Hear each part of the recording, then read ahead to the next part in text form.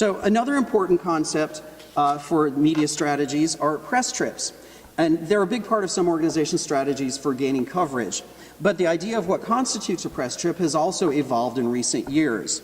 So let's take a quick look at some of the things that journalists and bloggers look for and need from a press trip.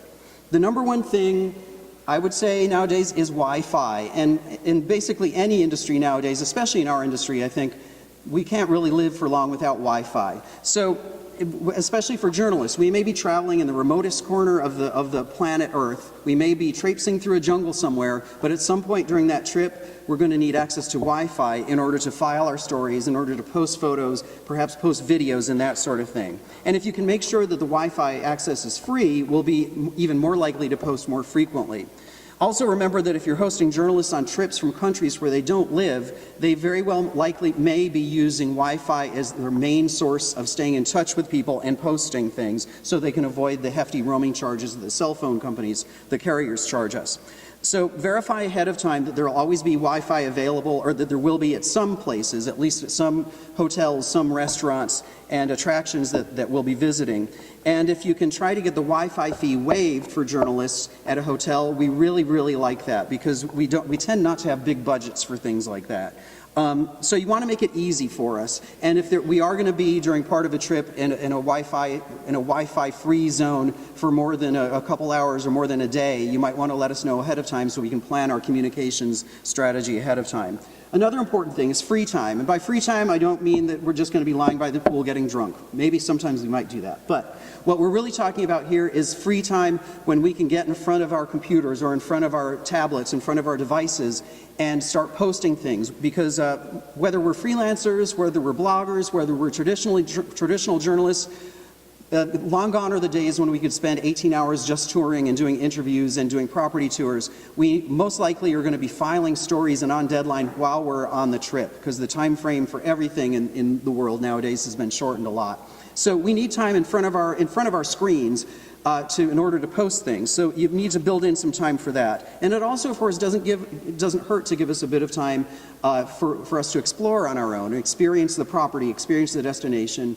And I can say personally that some of the most interesting story ideas I've had have been while I'm wandering around unguided on tours. Another thing that's good is a detailed itinerary. The more details that you can provide ahead of time, the better. And that can include things like web links and emails for the places we're going to be visiting, and also the people we'll be meeting during the press trip. That way it can help us to better pitch our stories and determine our stories before the trip. And also it can help to serve as a resource for us after the trip is done, so we can do further research and contact people as needed. And the fourth thing is flexibility. Flexibility is always a good thing. And the option to personalize the visits a little bit can help greatly. Carla at Hilton, for example, says, we always try to offer an opportunity to personalize the trip as much as possible. For example, giving the participating journalists options to choose from rather than always having them do everything together. And we make sure we have local cultural elements to make the trip as authentic as possible. Okay, so how do you pitch a press trip or a visit nowadays? Veronica says that press trips nowadays are great for the PR person because things can be posted in real time, which creates a level of excitement and generates immediate engagement. Her company sets up press trips keeping in mind some of these following guidelines. Invites that are less pitchy and are more interactive. Sometimes they use video invitations as opposed to traditional one-page invites. And they focus on themes. Rather than a general press trip or a press visit invitation, they can focus on very specific niches: culinary travel, golf, LGBT travel, luxury travel, or combining a couple different niches. Itineraries with storytelling experiences that allow people to really relate unique experiences and show what they're doing while they're on the trip. Hashtags that are created specially for the trip, which also makes it easier for you to follow the journalist while they're on the trip and see what they're doing related to it. And of course, in a similar vein, social media handles so that journalists can begin promoting their upcoming trips and promote them during and after the trip as well. So how do you figure all of this out? Well, you can work with an experienced public relations person or an agency. You can even use a journalist as a consultant. But no matter how you do it, it is a good idea to sit down and come up with a specific strategy that fits the 21st century guidelines for what constitutes a press trip nowadays. Some of the things you want to, of course, consider are, do you have a budget to invite journalists to visit on your own?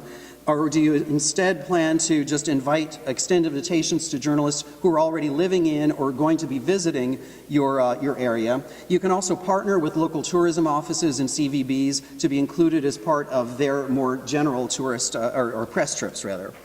So again, let's turn to the idea of traditional media versus bloggers on press trips, and how much of a difference is there between what they need when they're traveling.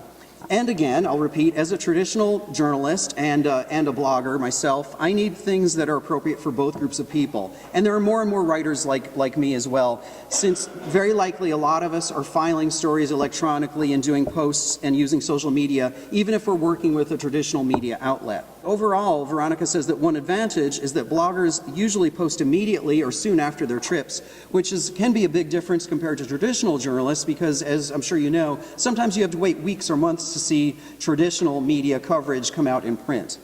So, and here's what Carla says. Bloggers seem to want more personal touches and real-life experiences. For example, a family blogger may ask to bring her or his children along on the trip, and a weddings blogger may ask to attend a real wedding. Rose says that bloggers prefer more free time to explore and find little tidbits to share with their readers. They are also usually interested in photo ops and experiences that they can post a video or a cool shot of. Traditional journalists are usually able to adhere to an itinerary and have specific properties or activities that they are looking to cover for an assignment. Also, traditional journalists take notes and follow up for images and more information post-trip. Bloggers typically tweet or post directly from tours or meals. And again, I tend to do a little bit of all of that since I write for various media outlets. So laying out your expectations. It's always a good idea to have clear goals in mind, of course, and you can obviously express your expectations to the writer ahead of time too. First off, be sure to ask them for their social media handles prior to your visit so that you can follow their trip and also retweet and share the things that they share, which helps to give you even more exposure.